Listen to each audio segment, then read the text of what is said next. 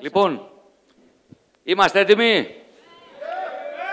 Καλά κάνετε και είσαστε έτοιμοι. Εύχομαι πραγματικά να είσαστε έτοιμοι. Θα ακούσετε μια εκπληκτική ομιλία από έναν εκπληκτικό ομιλητή. Είναι ένας ομιλητής, ο οποίος πραγματικά το έχει κερδίσει με την αξία του. Ήτανε πάρα πολλά χρόνια πολύ καλός μαθητής. Συνεχώς ήταν ο καλύτερος μαθητής. Και ξέρετε τι λένε για τους καλύτερους μαθητές? Ότι γίνονται οι καλύτεροι, γίνονται οι καλύτεροι δάσκαλοι. Πολύ ωραία. Θα μιλήσει λοιπόν αυτή τη στιγμή ένας πολύ πετυχημένος δάσκαλος, τώρα πια, άσχετα αν είναι νέος. Τον αγαπώ, τον σέβομαι και τον εκτιμώ πάρα πολύ και θέλω να με βοηθήσετε να καλέσουμε στη σκηνή Διαμάντη 3.000 Θόδωρος Κουτρής.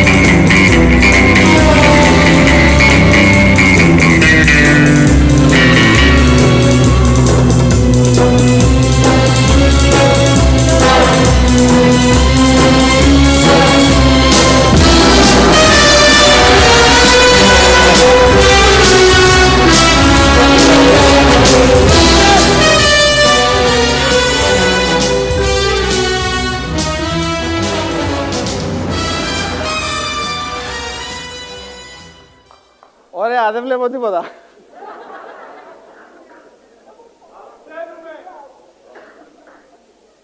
Λοιπόν, δεν ξέρω αν το James Bond το ξέρετε. Αγαπημένος ήρωας. Πρέπει κάπου να πάω, που να σας βλέπω. Ωραία. Μέχρι να φύγουν αυτοί εδώ οι καπνοί. Ο James Bond, όπως ξέρετε, βγαίνει πάντα με το όπλο του. Σήμερα αυτό είναι το όπλο μου. Ήρθα με τη σανίδα μου, θα καταλάβετε γιατί. Ποιοι έχετε δει την ταινία του James Bond την τελευταία, το Spectre?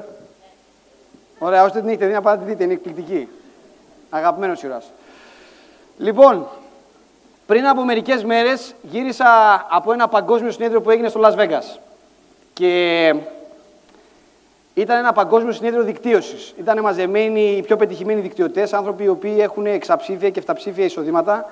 Αλλά το θέμα δεν είναι τα εισοδήματα, είναι ότι έχουν βοηθήσει πάρα πολλούς ανθρώπους να πετύχουν τους στόχους τους. Και το συνέδριο ουσιαστικά ήταν χωρισμένο, οι ομιλίες του συνεδρίου ήταν χωρισμένες σε δύο πράγματα. Το ένα ήταν skill set, το άλλο ήταν mindset. Δηλαδή μιλάγανε για τις δεξιότητες που χρειάζεται να αναπτύξουμε στη δικτύωση και άλλες ομιλίες ήταν για την νοοτροπία, για τον τρόπο που σκεφτόμαστε. Και μάλιστα λέγανε ότι το 70% είναι νοοτροπία και το 30% είναι δεξιότητες. Αλλά τα χρειαζόμαστε και τα δύο είναι πολύ σημαντικά. Αλλά χρειαζόμαστε να δούμε λίγο τον τρόπο σκέψης.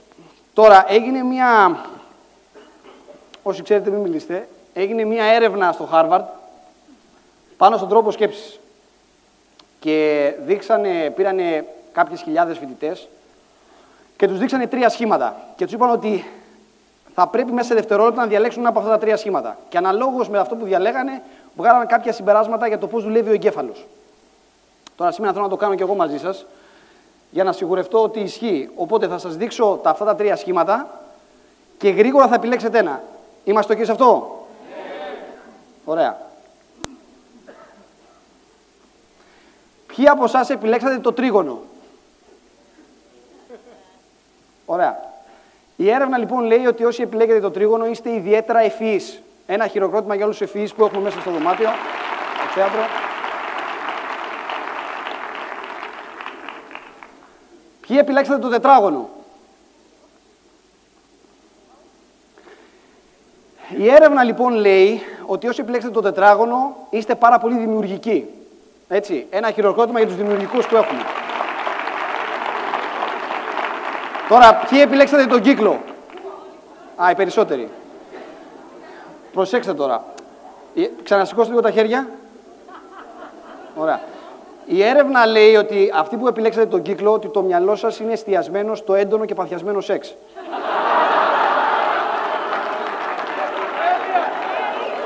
Ένα χειροκρότημα.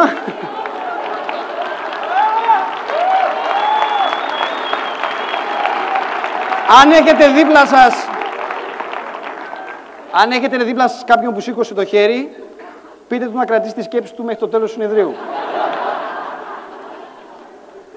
Τώρα, για τον τρόπο σκέψης. Από πολύ μικρός, λοιπόν, μου είχαν πει ότι άκου να δεις, Θοδωρή, πρέπει να αλλάξει τον τρόπο που σκέφτεσαι. Και βέβαια δεν είναι ωραίο όταν το λένε αυτό. Συμφωνούμε σε αυτό? Εγώ είμαι και προσωπικότητα, ισχυρή προσωπικότητα. Άμα σου πει κάποιος πρέπει να αλλάξει τον τρόπο που σκέφτεσαι, βγαίνει σε μια αντίδραση και γιατί να αλλάξει τον τρόπο που σκέφτομαι. Μια χαρά είναι ο τρόπος που σκέφτομαι. Αλλά μου το εξηγήσαν και μου είπαν: άκου να δεις, αγόρι μου, ο τρόπος που σκέφτεσαι δημιουργεί κάποια δράση. Και η δράση σου δημιουργεί κάποια αποτελέσματα. Αν θες να αλλάξεις τα αποτελέσματα στη ζωή σου, θα πρέπει να αλλάξεις τον τρόπο που σκέφτεσαι. Θα πρέπει να αλλάξεις τη δράση, άρα να αλλάξεις τον τρόπο που σκέφτεσαι. Ο τρόπος που σκεφτόμαστε σήμερα είναι αυτός που θα δώσει τα αποτελέσματα του αύριο. Και στο συνέδριο ήταν ομιλητές όπως είναι ο Bob Proctor, δεν ξέρω αν τον έχετε ακούσει, πάρα πολύ γνωστός, όπως ο Tony Robbins, άνθρωποι οι οποίοι είναι γκουρού, θα έλεγα, σε διευθυντές και προέδρους πολύ μεγάλων εταιριών, ακόμα και σε προέδρους χωρών, οι οποίοι μιλάγανε για το τι γίνεται στο συνειδητό κομμάτι του εγκεφάλου και στο υποσυνείδητο, πώς δηλαδή οι σκέψεις μας οδηγούν τα αποτελέσματά μας. Και αν αλλάξεις τον τρόπο που σκέφτεσαι, μπορείς να αλλάξεις τα αποτελέσματά σου.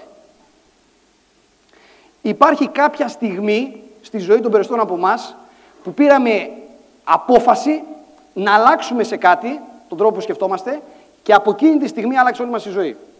Μπορείτε να πάτε πίσω και να θυμηθείτε μια τέτοια στιγμή? Αυτό το λένε οι Αμερικάνοι defining moment. Μια στιγμή στη ζωή δεν υπάρχει μόνο μία, μπορεί να είναι δύο, τρεις, πολλές. Στην οποία πήρες μια απόφαση, κάτι άλλαξε τον τρόπο που σκεφτόσαι, πήρες μια απόφαση και άλλαξαν τα πάντα.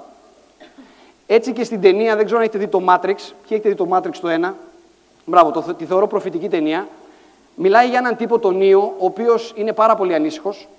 Βασικά δεν μπορεί να κοιμηθεί τα βράδια και έχει ερωτήματα. Αισθάνεται ότι κάτι δεν πάει καλά με τον κόσμο. Και συναντάει μια ομάδα ανθρώπων, προσέξτε να δείτε τώρα τι μας θυμίζει. Συναντάει μια ομάδα ανθρώπων που του λένε: έχεις δίκιο που σκέφτεσαι έτσι. Είναι δικαιολογημένο να έχεις ερωτήματα και εμείς μπορούμε να σου δώσουμε τις απαντήσεις. Τον πάνε λοιπόν σε ένα δωμάτιο, είναι αυτή εδώ η σκηνή, αλλά του λέει: κοίταξε, θα πρέπει να επιλέξεις ανάμεσα στο μπλε χαπάκι και το κόκκινο χαπάκι. Αν επιλέξεις, του λένε, το μπλε χαπάκι, θα ξεχάσεις, θα ξυπνήσεις αύριο και θα έχεις ξεχάσει τη συνάντηση και θα ξαναγυρίσεις στον κόσμο όπως ήταν πριν. Αν επιλέξεις το κόκκινο χαπάκι, θα σου απαντήσουμε τα ερωτήματά σου, θα σου πούμε την αλήθεια. Δεν σου υποσχόμαστε ότι θα σου αρέσει η αλήθεια, αλλά εμείς θα σου δώσουμε την αλήθεια. Η αλήθεια, ξέρετε, στην αρχαιότητα ήταν, νομίζω, ένα από τα πιο άσχημα αγάλματα. Και φυσικά ο Νίο τι έκανε? Επέλεξε το κόκκινο χαπάκι. Υπάρχει λοιπόν μια στιγμή στην οποία πρέπει να πάρουμε την απόφαση να αλλάξουμε τον τρόπο που σκεφτόμαστε. Αυτό σε μένα έγινε όταν ήμουν 15 χρονών. 15 χρονών θυμάμαι τον εαυτό μου. Ήμουνα πρώτη λυκείου στο σαλόνι των γονιών μου και έτυχε εκείνο το απόγευμα να είμαι εκεί τη στιγμή που ήρθαν να δείξουν στους γονείς μου μία ιδέα. Ουσιαστικά μια εταιρεία δικτύωσης. Και εγώ 15 χρονών πρώτη λυκείου άκουσα και μπήκε το μικρόβιο της δικτύωσης μέσα μου. Και έπαθα πλάκα. Είναι πρώτη φορά που αποφάσισα ότι κάτι θέλω να κάνω στη ζωή μου. Δεν ήξερα βασικά. Έλεγα να γίνω στρατιωτικός, έλεγα να γίνω οικονομολόγος, να πάω πληροφορική. Αλλά όταν άκουσα τον ομιλητή να μιλάει για το πώς μπορείς να έχεις πραγματικά εξαιρετικά αποτελέσματα, βοηθώντας άλλους ανθρώπους, μπορείς να αλλάξεις τη ζωή σου. Μίλαγε ο ομιλητής και εγώ έλεγα: για μένα είναι αυτό. Δεν υπάρχουν κάποιες στιγμές που νιώθεις διαφορετικός, ότι είσαι ο αλόκοτος, παιδάκι μου, ότι δεν ταιριάζεις μόνο τον άλλο κόσμο. Αλλά πολλές φορές σε τέτοια σεμινάρια, σε τέτοια συνέδρια, νιώθεις, ας πούμε, οικογένεια, λες, ταιριάζει η φιλοσοφία μας. Και άρχισα λοιπόν να ψάχνω να βρω τι γίνεται. Τι θα πρέπει να αλλάξω για να φτάσω και εγώ να έχω αυτά τα αποτελέσματα. Και βέβαια άρχισα να διαβάζω βιβλία και διάβαζα για τη θεωρία του 95% και του 5%. Που έλεγε ότι το 95% του πληθυσμού, δηλαδή οι περισσότεροι από εμάς, μοιραζόμαστε το 5% του παγκόσμιου πλούτου. Και υπάρχει ένα 5%, ένα ιδιαστικό 5% του πληθυσμού, που μοιράζεται το 95% των χρημάτων. Και βέβαια μερικοί άνθρωποι γεννιούνται στο 5%, αλλά υπάρχει μια κατηγορία ανθρώπων η οποία ενώ είναι στο 95%, πηγαίνει στο 5%. Αλλάζει. Και αυτό ήταν που ήθελα να κάνω κι εγώ. Έψαχνα λοιπόν να βρω ποια είναι αυτά τα ιδιαίτερα χαρακτηριστικά που χρειάζεται να έχει ένας άνθρωπος για να πάει στο 5%, για να αλλάξει τη ζωή του. Και νόμιζα στην αρχή ότι τα ήξερα. Αληθινά, είχα καταλήξει σε 2. Νόμιζα ότι χρειάζονται 2. 2 είναι μόνο τα χαρακτηριστικά που χρειάζεται να αλλάξεις. Εάν είσαι να αλλάξεις, να έχεις τέλος πάντων. Εάν είσαι πάρα πολύ όμορφος και πάρα πολύ έξυπνος, είσαι στο 5%. Και λέω εντάξει, άρα εγώ είμαι στο 5%. Γιατί γελάτε?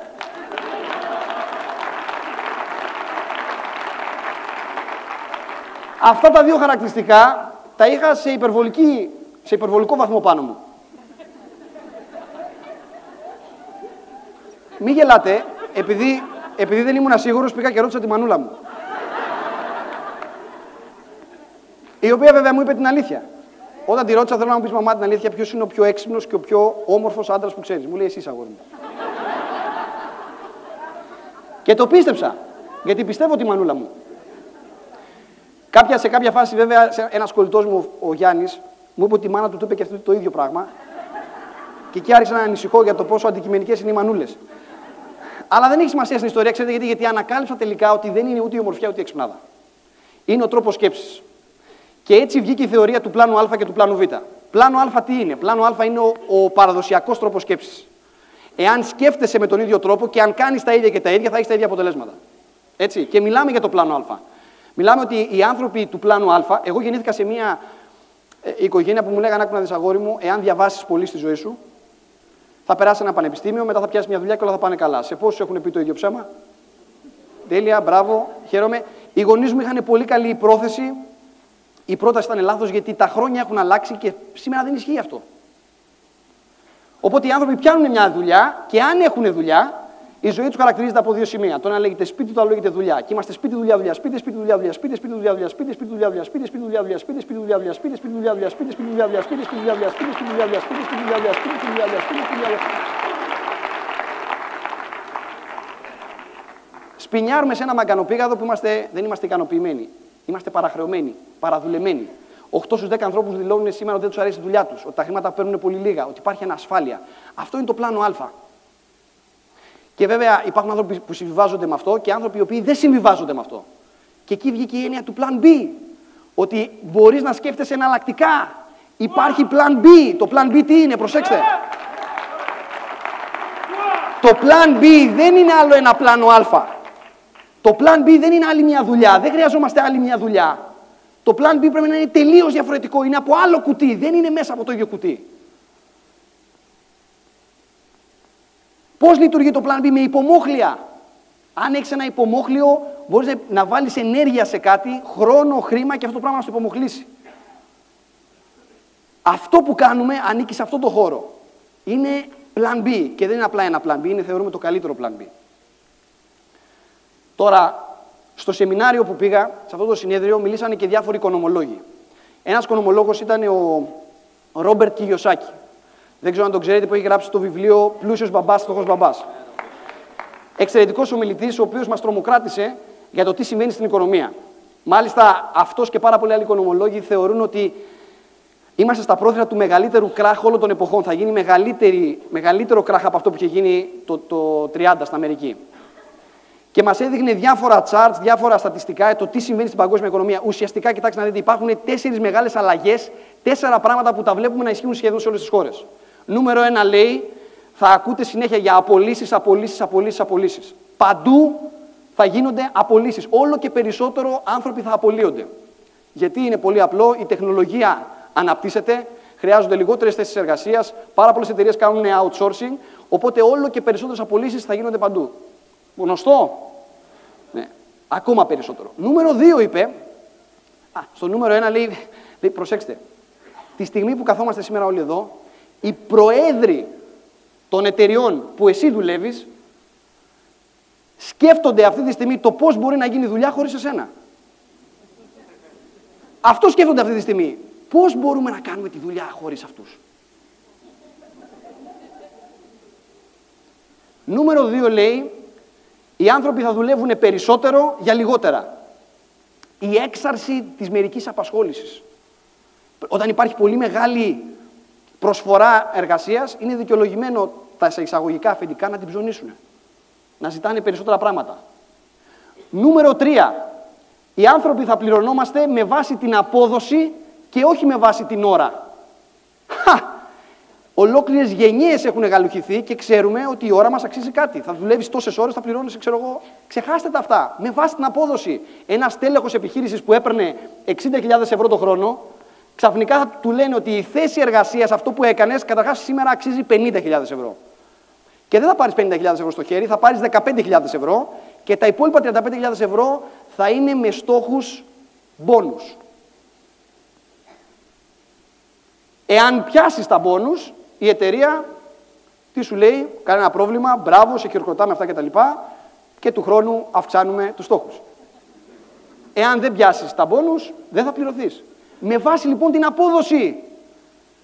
Μέχρι και οι καθαρίστριες λένε θα δουλεύουν με βάση το τετραγωνικό, με το κομμάτι. Τι πρόλαβες να κάνεις. Σε όλες τις δουλειές θα πάνε με την απόδοση. It's coming near you. Ξυπνήστε. Σε μερικές δουλειές έχει πάει ήδη, σε μερικές δουλειές δεν τις έχει αγγίξει, αλλά έρχεται αυτό. Νομίζετε ότι είναι σενάριο επιστημονικής φαντασίας. Δεν είναι σενάριο επιστημονικής φαντασίας. Θα γίνει. Και φυσικά το νούμερο 4 που μας είπε είναι ότι μεγαλώνει το χάσμα. Οι πλούσιοι γίνονται πλουσιότεροι και οι φτωχοί γίνονται φτωχότεροι.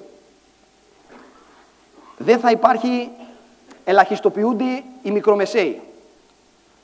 Αυτές είναι αλλαγές που γίνονται στην οικονομία που πρέπει να μας προβληματίσουν.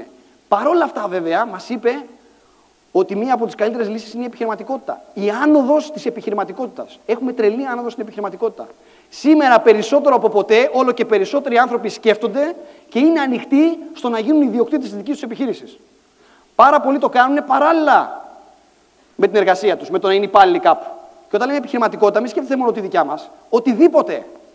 Πάρα πολλοί άνθρωποι ξεκινάνε κάτι δικό τους στο γκαράζ τους, στο σπίτι τους, κάτι επιχειρηματικό να κάνουν. Για να βγάλουν ένα έξτρα εισόδημα μέχρι πολλές χιλιάδες ευρώ.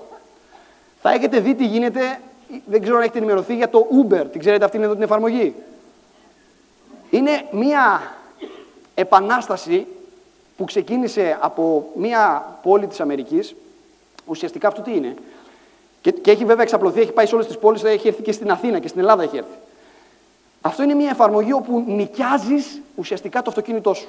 Δηλώνεις, όλοι οι χρήστες που έχουν αυτή εδώ την εφαρμογή, δηλώνουν τη διαδρομή που θέλουν να κάνουν σε αυτήν εδώ την εφαρμογή και αν εσύ θέλεις να πας κάπου και δεν έχεις αυτοκίνητο, μπορείς να βλέπεις ποιοι άλλοι ακολουθούν αυτές τις διαδρομές και να δηλώσεις και να σε πάρει κάποιος μαζί του και να πληρώσεις τη βενζίνη και κάτι παραπάνω. Λιγότερα πάντως από ό,τι θα πληρώσεις το ταξί. Και υπάρχουν άνθρωποι που βγάζουν λεφτά αυτό. Έχει δημιουργήσει τεράστια θέματα σε όλες τις ομοσπονδίες ταξί, αλλά αυτό είναι κάτι το οποίο έρχεται, υπάρχει ήδη. Το ίδιο πράγμα γίνεται με το Airbnb, όπου ουσιαστικά νοικιάζεις ένα καναπέ, ένα δωμάτιο στο σπίτι σου ή ακόμα και το σπίτι σου. Οπουδήποτε στον κόσμο μπορείς να πας και να βρεις οικοδεσπότες οι οποίες θα σου ανοίξουν το σπίτι σου. Όλες αυτές είναι πρακτικοί τρόποι το πώς μπορεί κάποιος να κάνει την επιχειρηματικότητα. Και λέει ότι το 70% επιλέγουν τη solo επιχειρηματικότητα. Να είναι ιδιοκτήτες ατομικής επιχείρησης. Η έξαρση λοιπόν της επιχειρηματικότητας. Εμείς τώρα ασχολούμαστε με την εναλλακτική επιχειρηματικότητα και ασχολούμαστε με κάτι που λέγεται δικτύωση. Για όσους είναι καινούργιοι στο δωμάτιο, δικτύωση τι είναι? Ουσιαστικά είναι η μεταφορά μιας πληροφορίας, ενός προϊόντος, μιας υπηρεσίας από άτομο σε άτομο, από στόμα σε στόμα. Και έχουμε καταλήξει ότι αυτός είναι ένας καλύτερος τρόπος από τις συμβατικές διαφημίσεις.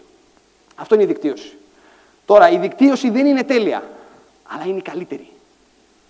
Δεν είναι τέλεια, σίγουρα θα βρούμε πολλά πράγματα που δεν μας αρέσουν, αλλά είναι καλύτερη. Εμείς σήμερα εδώ λέμε και γιορτάζουμε ότι η δικτύωση είναι ένας καλύτερος τρόπος.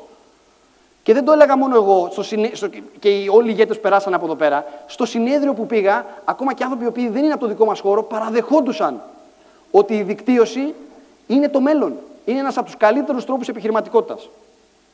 Εμένα προσωπικά είναι αυτή η οποία μου έδωσε την οικονομική μου ανεξαρτησία. Και 23 χρονών, επειδή συχαινόμουν την κατάσταση του αφεντικού, έχω πρόβλημα προσωπικό. Έχω πάει σε ψυχολόγο, το έχω παραδεχτεί, το λέω και δημόσια.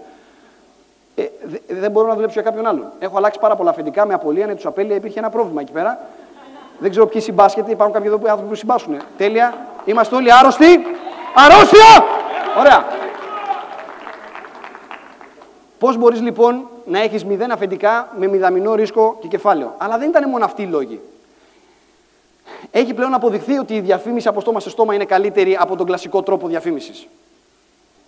Πλέον δεν υπάρχει εμπιστοσύνη στην κλασική διαφήμιση. Το έχουμε καταλάβει αυτό? Δηλαδή, όταν βλέπεις τον Brad Pitt να οδηγάει το καινούριο Ford, τι πραγματικά πιστεύεις? Ότι ο Brad Pitt στη ζωή του οδηγάει Ford? Όχι, φυσικά.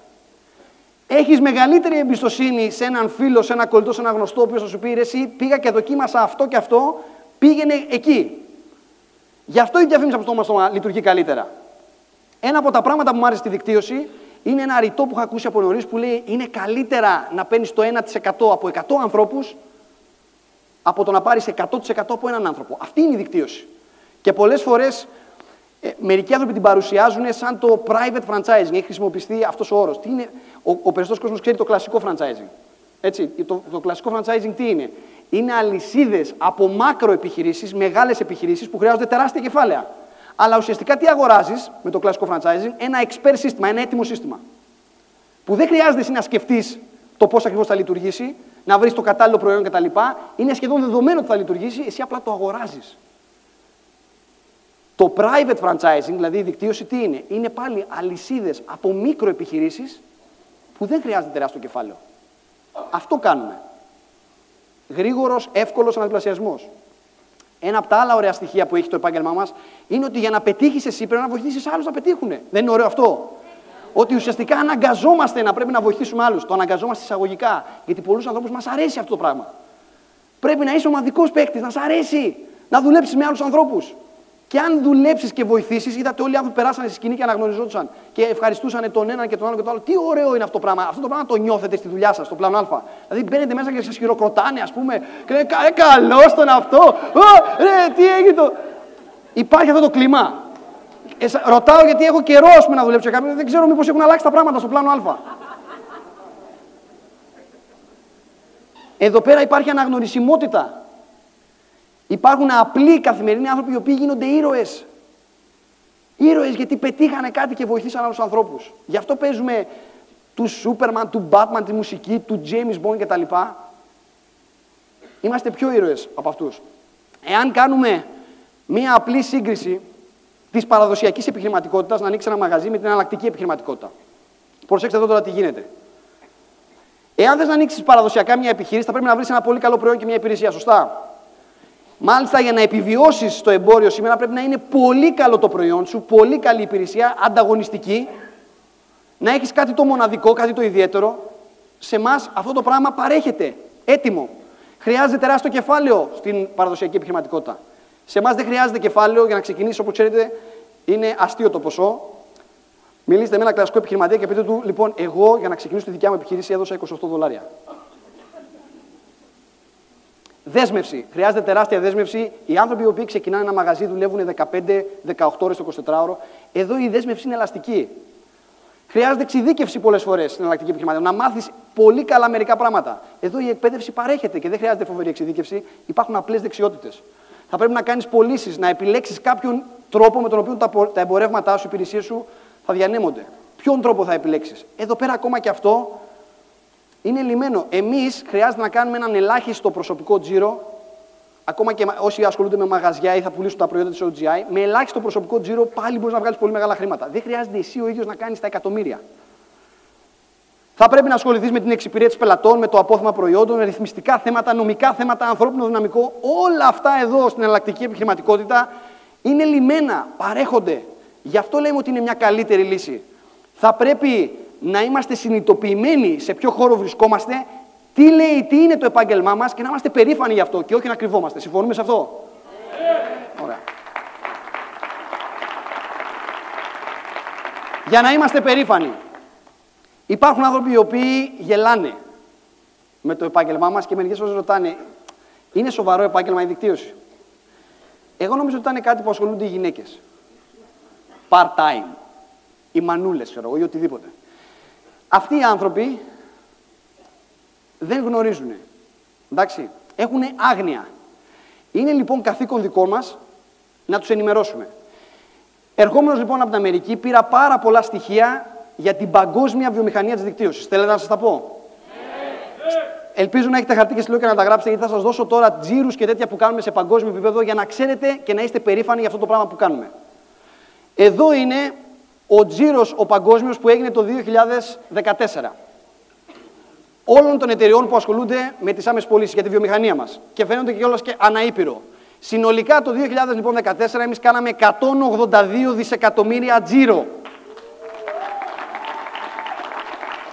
Για να καταλάβετε πόσο μεγάλο είναι αυτό, είναι πολύ μεγαλύτερο από τη βιομηχανία της μουσικής, από τη βιομηχανία των ταινιών, από τη βιομηχανία των παιχνιδιών.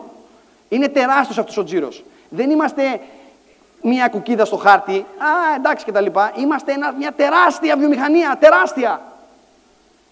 Είμαστε όμως σε ανάπτυξη. Τι γίνεται σε αυτά τα δύσκολα χρόνια? 2011, 158 δις. 2012, 167 δις. 2013, 179 δις. 2014, 183. Το 2014 είχαμε 6,4 ανάπτυξη. Σε μία από τις δυσκολότερες χρονιές. Πόσοι άνθρωποι ασχολούνται σε παγκόσμια κλίμακα? Ασχολούνται γύρω στα 100 εκατομμύρια δικτυωτές. Τόσοι είμαστε. 100 εκατομμύρια. Βέβαια, εντάξει, κάποιοι είναι επαγγελματίες, κάποιοι είναι ερασιτέχνες και κάποιοι είναι απλοί πελάτες. Είναι άνθρωποι που παίρνουν ένα προϊόν, μια υπηρεσία. Αλλά 100 εκατομμύρια, συμφωνούμε ότι είναι ένας τεράστιος αριθμός. Τεράστιος. Τι θα γίνει μόλις δεκαπλασιαστούμε?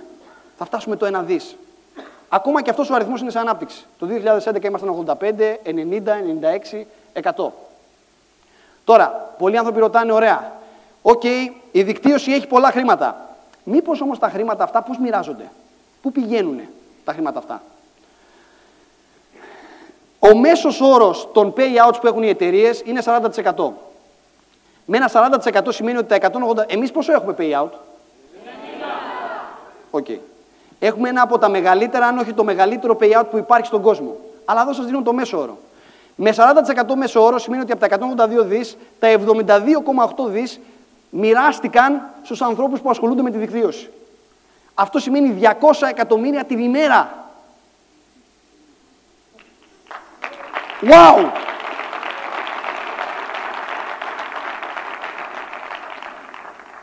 Είναι αληθινό το επάγγελμά σου? Παράτα μας, ρε. Λάκη. Μόνο οι top βγάζουν τα χρήματα. Μήπως αυτά τα χρήματα τα παίρνουν μόνο οι top? Πολύ σωστά. Το 10% περίπου από αυτά τα χρήματα πηγαίνει στους ανθρώπους οι οποίοι βγάζουν εξαψήφια και εφταψήφια εισοδήματα. Μόνο το 10%, αφήνοντας το 90% που είναι πάρα πολλά λεφτά για όλους αυτούς οι οποίοι δουλεύουν full time ή part time κτλ. Που μπορούν να βγάλουν πολύ καλά εισοδήματα. Είναι πιθανό να αλλάξουν αυτά τα ποσοστά? Καλό θα ήτανε. Θα ήταν πολύ καλό να μπορούσαν να αλλάξουν αυτά τα ποσοστά προς το καλύτερο, αλλά θέλω να σας υπενθυμίσω μερικά νούμερα. Πάνω από το 90% των ανθρώπων που πήρανε την άδεια του κτηματομεσίτη δεν έχουν πουλήσει ούτε ένα σπίτι. Το ξέρατε αυτό? Πάνω από το 50% των ανθρώπων που ξεκινάνε μια μικρή επιχείρηση αποτυγχάνουν στα πρώτα 3 χρόνια. Οι περισσότεροι άνθρωποι που ξεκινάνε κάτι δεν το τελειώνουν και πάρα πολλοί άνθρωποι δεν έχουν πνεύμα επιχειρηματικότητας. Άρα το πόσο πιθανό είναι να αλλάξουν αυτά τα νούμερα δεν ξέρω. Εγώ τι ξέρω? Το πώς μπορούμε εμείς να γίνουμε καλύτεροι. Πώς μπορούμε εμείς να γίνουμε ακόμα καλύτεροι? Νούμερο 1, με εκπαίδευση. Χρειάζεται να εκπαιδευτούμε στις δεξιότητες.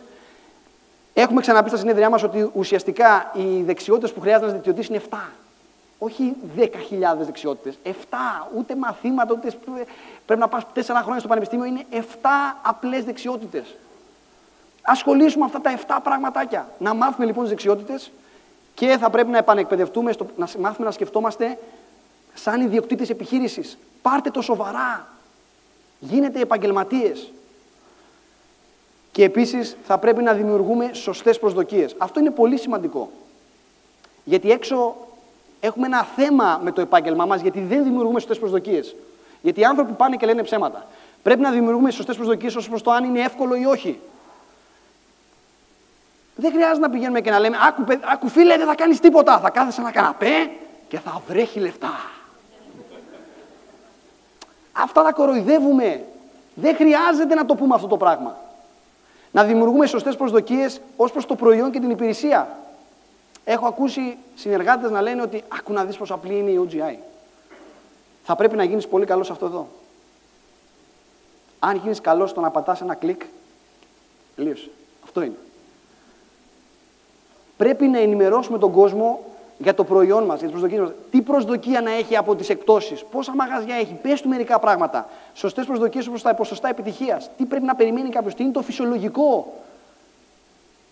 Μίλαγα με μια συνεργάτητα η οποία έχει και τίτλο και ξέρει και είχε ξεκινήσει πρόσφατα το internet marketing και από τις επαφές που έπαιρνε από το ίντερνετ, προσέξτε, από τις επαφές που έπαιρνε, σε κάθε 10 επαφές που έπαιρνε έκανε μία εγγραφή. Τώρα αυτό το θεωρείτε πολύ ή λίγο. Όσοι ξέρετε από internet marketing, αυτό είναι πολύ. Σε κάθε 10 επαφές που τους ερχόντουσαν αυτόματα, έκανε μία εγγραφή. Αυτό είναι πολύ καλό ποσοστό. Αυτή όμως δεν το ήξερε. Νόμιζε ότι ήταν χάλια. Και με πήρε ένα κλαφτί ότι δες πόσο χάλια πηγαίνω. Γιατί δεν ξέρουμε τι να περιμένουμε, ποια είναι τα φυσιολογικά ποσοστά επιτυχίας. Να δημιουργούμε σωστές προσδοκίες όπως το εισόδημα. Ξέρεις πόσα λεφτά βγάζει ο Καστανάς το μήνα? 5 εκατομμύρια. Χαλαρά. Σωστές προσδοκίες ως προς την εργασία και ως προς το χρόνο. Θα χρειαστεί να βάλεις δουλειά. Ναι, θα χρειαστεί να δουλέψεις. Θα χρειαστεί κάποιος χρόνος. Πόσος χρόνος? Εξαρτάται πού θες να το πας. Θες να το κάνεις part-time, θες να το κάνεις full-time. Πώς θες να το δουλέψεις. Αλλά θα χρειαστεί κάποιος χρόνος. Σίγουρα. Βασικά, ξέρετε κάτι. Η αλήθεια είναι αρκετή. Δεν χρειάζεται να λέμε ψέματα. Εάν συγκρίνετε το επάγγελμά μας με οποιοδήποτε άλλο επάγγελμα υπάρχει, αλήθεια σας λέω, είμαστε σαφώς καλύτεροι. Μήπως την έχεις ψωνίσει το δωρή? Όχι. Γι' αυτό έχω έρθει με νούμερα εδώ. Να λέμε την αλήθεια. Δείτε μερικά νούμερα συγκριτικά. Ο μέσος δικηγόρος ή γιατρός έχει περίπου 18.000 ώρες εξάσκησης πριν επίσημα ξεκινήσει την καριέρα του. 18.000 ώρες θα εξασκηθεί. Και εμείς εδώ παρακαλάμε έναν άνθρωπο ο οποίος ξεκινάει να εξασκηθεί 18, όχι 18.000. Λέμε 18 ώρες, μπορείς να ασχοληθείς λίγο με την πρόσκληση, με το πώς θα κάνεις ένα πλάνο, με το πώς θα μιλήσεις στο τηλέφωνο. 18 ωρίτσες μόνο. Για να ονομαστείς ότι είσαι επαγγελματίας. Θέλετε να πάρουμε τους αθλητές? Ο μέσος επαγγελματίας αθλητής ξοδεύει περίπου 10.000 ώρες για να γίνει κορυφαίος. 10.000 ώρες εξάσκησης. Το μέσο κεφάλαιο έναρξη επιχείρησης είναι 60.000 ευρώ. Και η μέση προσδοκία για να τα αποσβέσει αυτά είναι σε 3 χρόνια με full-time δέσμευση, άμα δουλεύει από το πρωί μέχρι το βράδυ. Αν συγκρίνεις λοιπόν τη δικιά μας δραστηριότητα με αυτά εδώ τα νούμερα, είμαστε σαφώς πιο εύκολοι, πιο καλοί. Αλλά χρειάζεται προσπάθεια, χρειάζεται χρόνος, χρειάζεται επαγγελματισμός. Εάν είναι να αποφασίσετε να ασχοληθείτε, η συμβουλή μου είναι να γίνετε επαγγελματίες. Ένα πράγμα, πάρτε το επαγγελματικά. Υπάρχουν 3 κατηγορίες δικτυωτών. Ο παπάντζας, ο ερασιτέχνης και ο επαγγελματίας. Ο παπάντζας ποιος είναι? Όλοι έχουμε περάσει από αυτή τη φάση. Το 80% των δικτυωτών, να ξέρετε, είναι παπάντζας. Ο παπάντζας βλέπει τη δικτύωση σαν λαχείο. Όταν ακούς πρώτη φορά ένα πλάνο δικτύωσης, πού πάει το μυαλό σου? Άμα βρω 3-4 καλούς, τα οικονόμησα. Θα το πω στην ξαδέρφη μου τη Σούλα. Άμα μπει ο Μάκης, ο Μάκης θα ρέει το δίκτυο. Χαμός. Νομίζω ότι είναι λαχείο. Θα το πει σε 2-3 και αν κάτσει, και αν σου κάτσει. Μετά πας στο στάδιο του ερασιτέχνη. Ο ερασιτέχνης μπαίνει στη διαδικασία να εκπαιδεύεται. Καταλαβαίνει ότι είναι επάγγελμα. Ότι κάτι πρέπει να κάνει. Και φυσικά μετά κάποια στιγμή γίνεσαι επαγγελματίας. Επαγγελματίας σημαίνει ότι ξέρεις πολύ καλά τη δουλειά σου, ξέρεις τις δεξιότητες και τις κάνεις. Επαγγελματίας για μένα είναι ένας άνθρωπος ο οποίος τον πετάς με αλεξίπτωτο οπουδήποτε στον κόσμο, χωρίς να έχει τίποτα πάνω του και χτίζει μια επιχείρηση, μια αυτοκρατορία. Αυτή είναι και η ομορφιά της δικτύωσης. Ότι δεν χρειάζεται ιδιαίτερα πράγματα.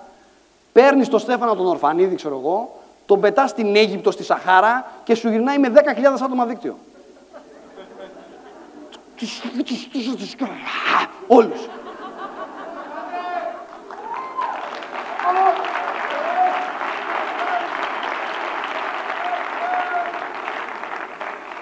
Τώρα, γιατί τα λέω αυτά. Προσέξτε. Είπαμε νούμερο 1 ότι θα πρέπει να αλλάξουμε τον τρόπο που σκεφτόμαστε. Ο τρόπος σκέψης μας συνδέεται με τα αποτελέσματα. Αν θέλουμε να αλλάξουμε τα αποτελέσματα, πρέπει να αλλάξουμε το πώς βλέπουμε τα πράγματα. Νούμερο 2. Είπαμε ότι το πλάνο Α, όπως το ξέρουμε, πεθαίνει. Υπάρχουν τρομερές αλλαγές στην οικονομία. Θα πρέπει να τις βλέπουμε. Νούμερο 3. Η λύση είναι η επιχειρηματικότητα. Νούμερο 4. Η εναλλακτική επιχειρηματικότητα είναι καλύτερη λύση. Και νούμερο 5. Εμείς δεν είμαστε ένα απλό μοντέλο εναλλακτικής επιχειρηματικότητας. Ένα από τα πολλά μοντέλα δικτύωσης. Όχι. Εμείς είμαστε το τελευταίο μοντέλο εναλλακτικής επιχειρηματικότητας. Το καλύτερο μοντέλο. 2.000 άλογα, super duper, το καλύτερο αμάξι, του James Bond, την Aston Martin, με όλα τα τζιτζιλόνια πάνω που φεύγουν ρουκέτος και φεύγουν όλα. Αυτό έχεις. Σου δίνουμε αυτό το πράγμα.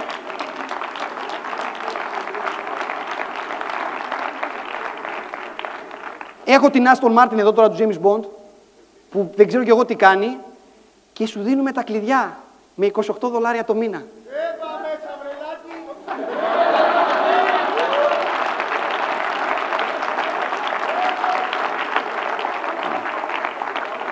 Και ο Λάκης το σκέφτεται.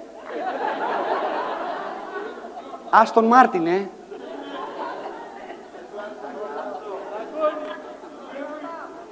Μήπως είναι πολλά τα $28?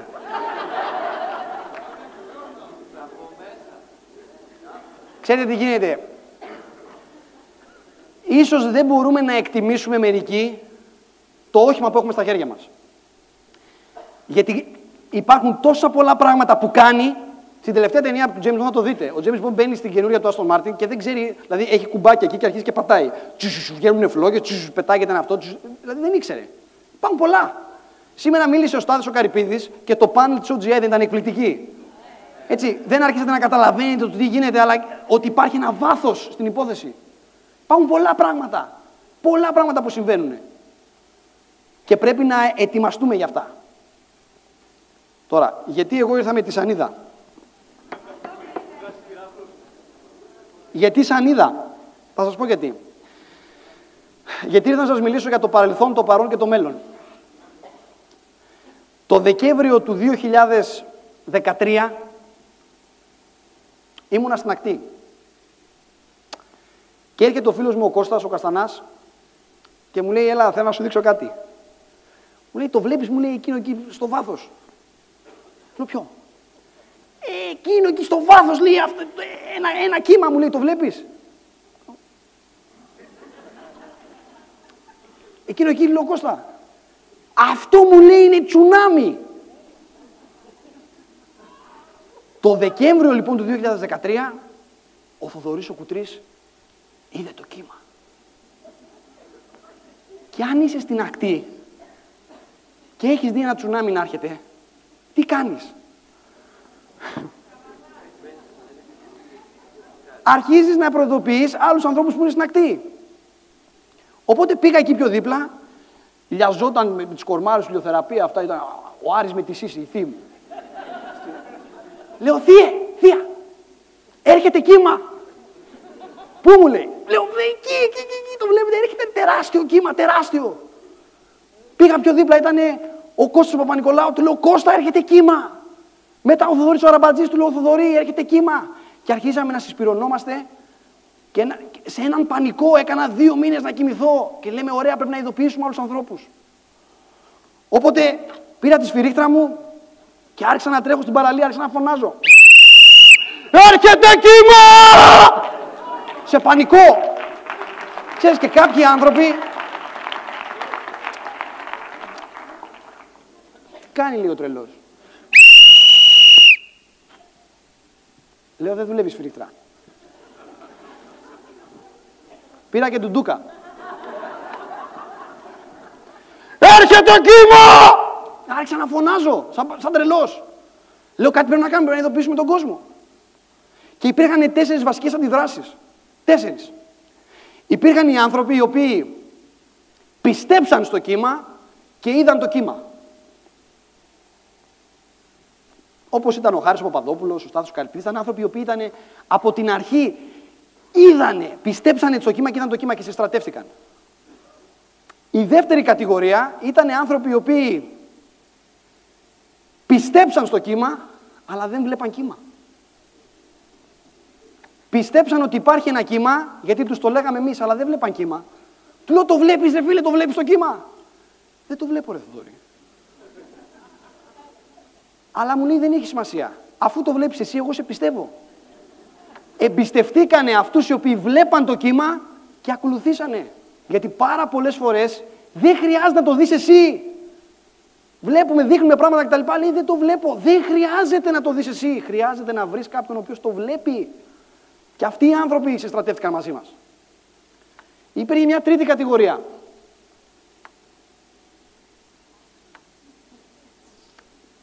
Η τρίτη κατηγορία έβλεπε το κύμα, αλλά δεν πίστευε στο κύμα. Μα πώς γίνεται αυτό? Είναι οι ξερόλες, αυτοί που τα ξέρουν όλα. Αυτοί βλέπανε το κύμα, αλλά πιστεύανε ότι δεν υπάρχει, ότι δεν θα σκάσει το κύμα ποτέ. Ρε, του λέω, το βλέπεις ρε?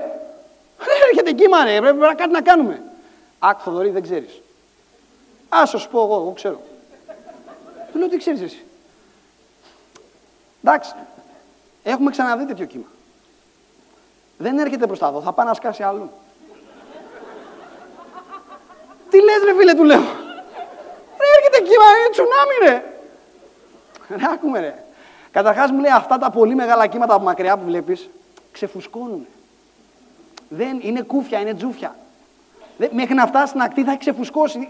Έχουμε ξανακούσει για τόσο μεγάλα κύματα κτλ. Δεν υπάρχει ουσία, μου λέει από πίσω.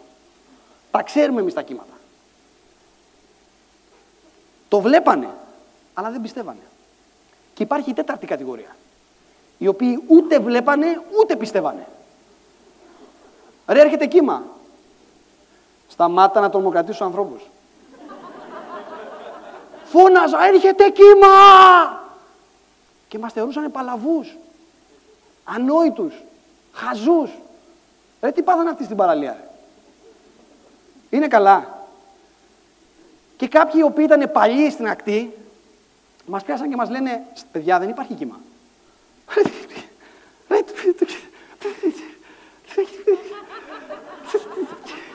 Έρχεται κύμα, ρε! Άκου Θοδωρή, είμαι πολύ παλιός εγώ, πολλά χρόνια σε αυτή την παραλία. Τα ξέρω τα κύματα με το όνομά τους. Ο Σάκης, ο Λάκης, ο Μάκης, ο Τάκης. Τις ξέρω τις εταιρείες εγώ που σκάνε σε αυτήν τα κύματα, sorry.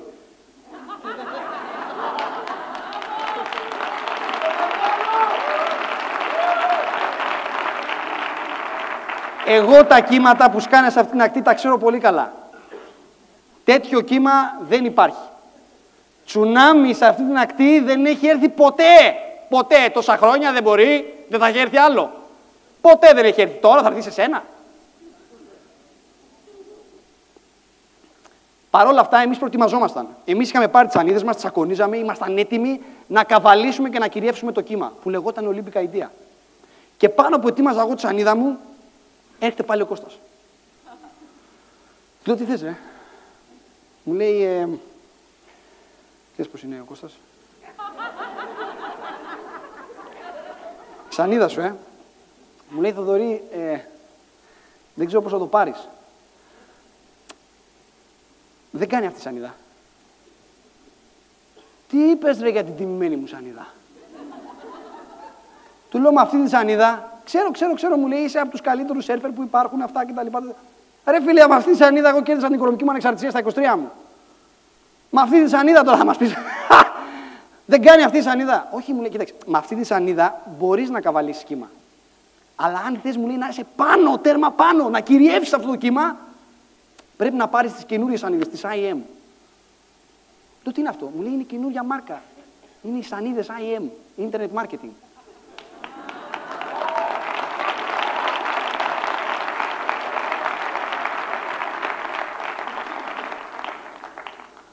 Εντάξει ρε Κώστα, εγώ θέλω σίγουρα να κυριεύσω το κύμα, να πάρουμε καινούργια σανίδα.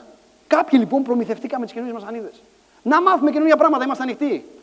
Και το κύμα ήρθε και έσκασε στην ακτή. Και αυτοί που δεν πιστεύανε ήταν στην ακτή, τρώγανε σουβλάκια. Τελικά έρχεται κύμα.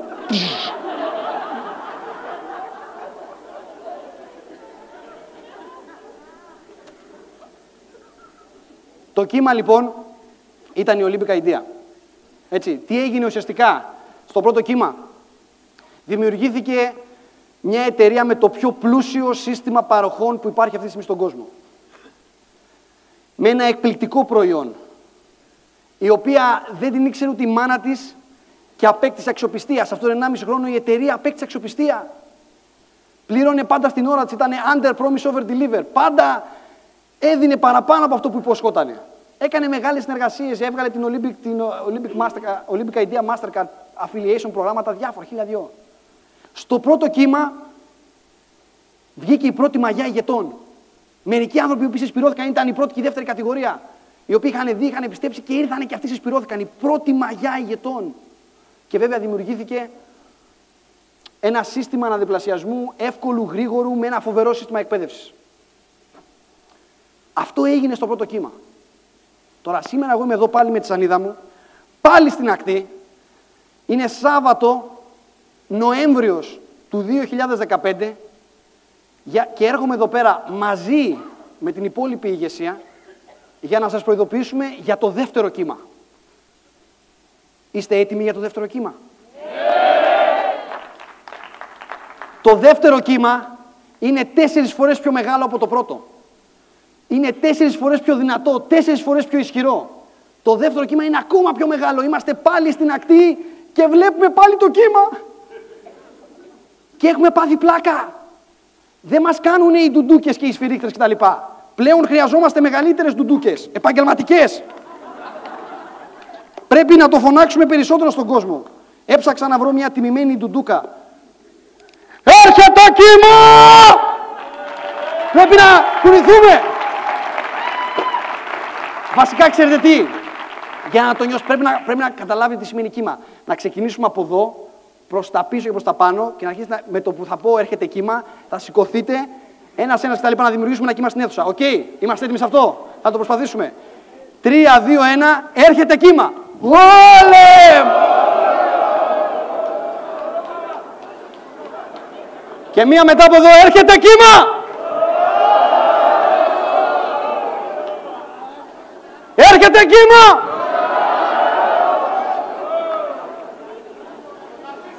Έτσι.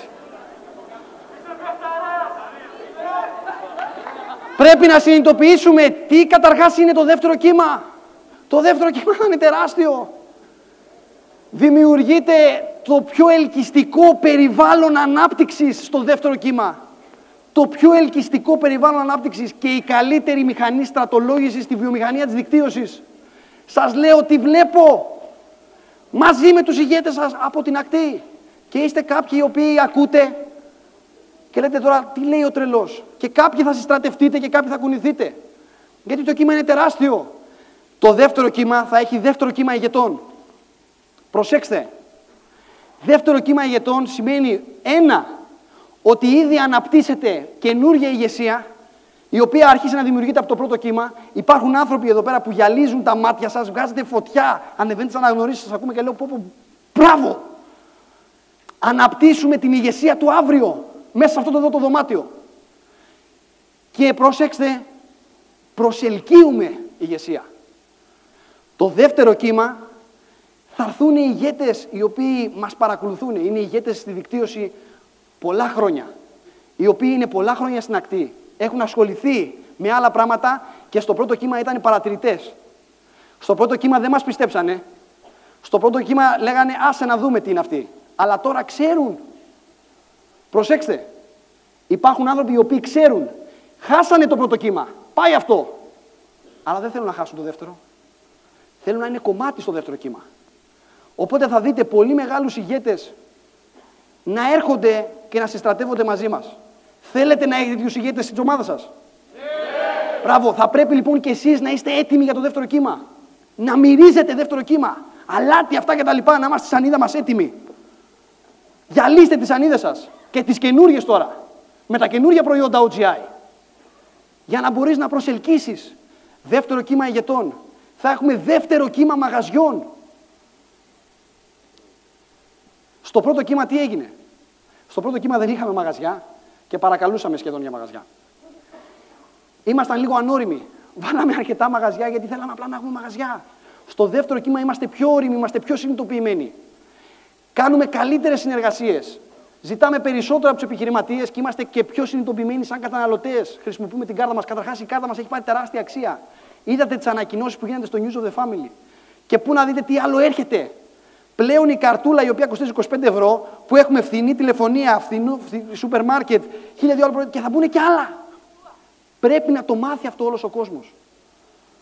Δεύτερο κύμα ηγετών, δεύτερο κύμα μαγαζιών. Το τρίτο πράγμα είναι δεύτερο κύμα εταιρικών εξελίξεων.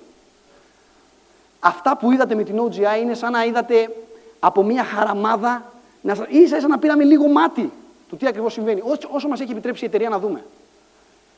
Η εταιρεία εξελίσσεται συνέχεια, το έχουμε πάρει αυτό χαμπάρι.